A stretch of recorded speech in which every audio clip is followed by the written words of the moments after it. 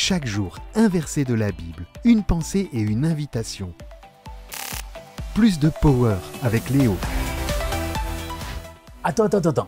Imagine que tu puisses obtenir tout ce que tu souhaites d'un simple claquement de doigts, comme ça. Qu'est-ce que tu demanderais en premier? Vous savez, souvent nous cherchons désespérément quelque chose, mais sommes-nous conscients de l'importance de ce que nous devrions chercher en priorité? Aujourd'hui, je vous propose de lire le texte qui se trouve dans le prophète Zacharie, chapitre 10, verset 1. Demandez au Seigneur de vous envoyer la pluie de printemps. Et c'est lui qui produit les orages. Il vous donnera une pluie abondante et fera verdir les champs de chacun. Peut-être tu te dis, super sympa Léo le texte, merci beaucoup. Mais je ne vois pas le lien entre priorité de ce que je dois demander et la pluie saisonnière. Premièrement, le texte, il nous parle de demander, de venir vers Dieu.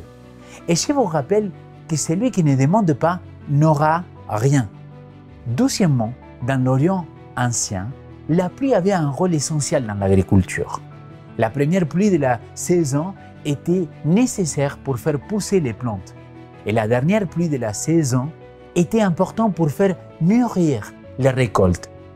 Le Seigneur utilise ces processus naturels pour représenter l'œuvre du Saint-Esprit.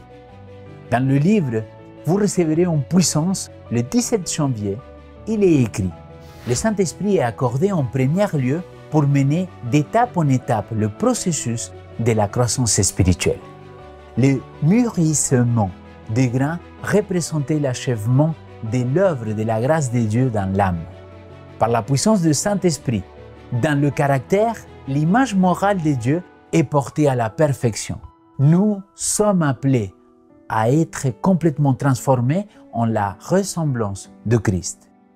Plusieurs ne se sont pas préoccupés dans une grande mesure de recevoir la première pluie. Ils n'ont pas obtenu tous les bénéfices que Dieu leur avait préparés. Chaque individu doit discerner son propre besoin. Le cœur doit être vidé de toute souillure et purifié pour être rempli de l'Esprit. Et l'ami, le Saint-Esprit est notre guide divin. Il nous aide à grandir et ressembler de plus en plus à Jésus. Nous passons à côté de la première étape importante, la première pluie, qu'il nous offre pour nous faire pousser spirituellement. Cherchons vraiment à être transformés par son power pour que l'image de Dieu en nous soit parfaite. Je t'invite à prendre un moment avec Dieu pour réfléchir à tes priorités et pour lui demander la première pluie afin de grandir davantage. N'oublie pas de demander aussi à notre Seigneur de te donner pour cette journée plus de power.